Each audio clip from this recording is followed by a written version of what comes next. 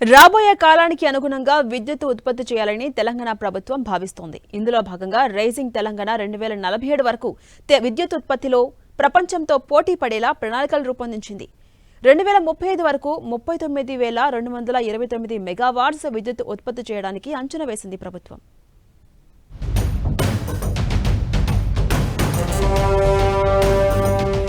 తెలంగాణ అన్ని రంగాల్లో ముందుండాలంటే విద్యుత్ విషయంలో ఖచ్చితంగా ముందుకు సాగాల్సిన అవసరముందని చెప్పారు డిప్యూటీ సీఎం భట్టి విక్రమార్క. తెలంగాణకు భవిష్యత్ విద్యుత్ అవసరాలు, వాటి ప్రణాళికపై డిప్యూటీ సీఎం భట్టి విక్రమార్క హైదరాబాద్ ప్రజాభవన్లో పవర్ పాయింట్ ప్రెజెంటేషన్ ఇచ్చారు. 2024-25 నుంచి 2034-35 వరకు 39,229 మెగావాట్స్ ఉత్పత్తి కానుందని డిప్యూటీ సీఎం చెప్పారు. కాంగ్రెస్ ప్రభుత్వం అధికారంలోకొచ్చాక 2024-25లో విద్యుత్ ఉత్పత్తిలో 10% గ్రోత్ వచ్చిందని చెప్పారు భట్టి. తెలంగాణ భవిష్యత్ విద్యుత్ అవసరాలకు ప్రణాళికలు సిద్ధం చేశామని 2047 నాటికి $3 ట్రిలియన్ ఎకానమీ టార్గెట్తో తెలంగాణ ముందుకు పోతుందని భట్టి తెలిపారు. తెలంగాణ రాష్ట్రాన్ని ప్రపంచ దేశాలతో పోటీపడే విధంగా తీర్చిదిద్దుతున్నామని, హైదరాబాద్ గ్లోబల్ హబ్ కాబోతోందని భట్టి తెలిపారు.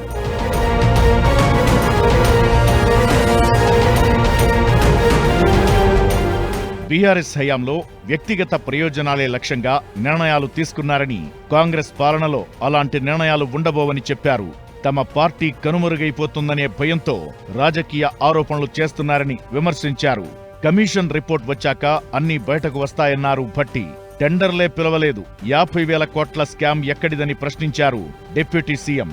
ఈ రాష్ట్ర అవసరాల కోసం ప్రణాళికలు తయారు చేయకుండా సక్రమంగా గాలి కుదిలేసి ఇవాళ రాష్ట్ర ప్రయోజనాల కోసం అత్యంత ట్రాన్స్పరెంట్ గా వ్యవస్థను తయారు చేసి ప్రజలకు అందిస్తా ఉంటే, ఇవన్నీ అందిస్తే 3 ట్రిలియన్ ఎకానమీ తీసుకుని రాష్ట్రం వెళ్ళిపోతే, అభివృద్ధి చెందితే 30% గ్రోత్ 10% పవర్ గ్రోత్ వచ్చేస్తే ఈ ప్రభుత్వానికి రాష్ట్రానికి ఎక్కడ మేలు జరుగుతుంది అనేటువంటి బాధ భయం ఉన్నటువంటి వ్యక్తులు అలా మాట్లాడుతూ ఉన్నారు.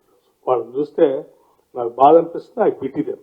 మొత్తానికి తెలంగాణలో విద్యుత్ ఉత్పత్తి ప్లాంట్ల ఏర్పాటు విషయంలో భారీ స్కామ్ కు తెరలేపారని బీఆర్ఎస్ చేసిన ఆరోపణలపై వివరణ ఇచ్చింది ప్రభుత్వం.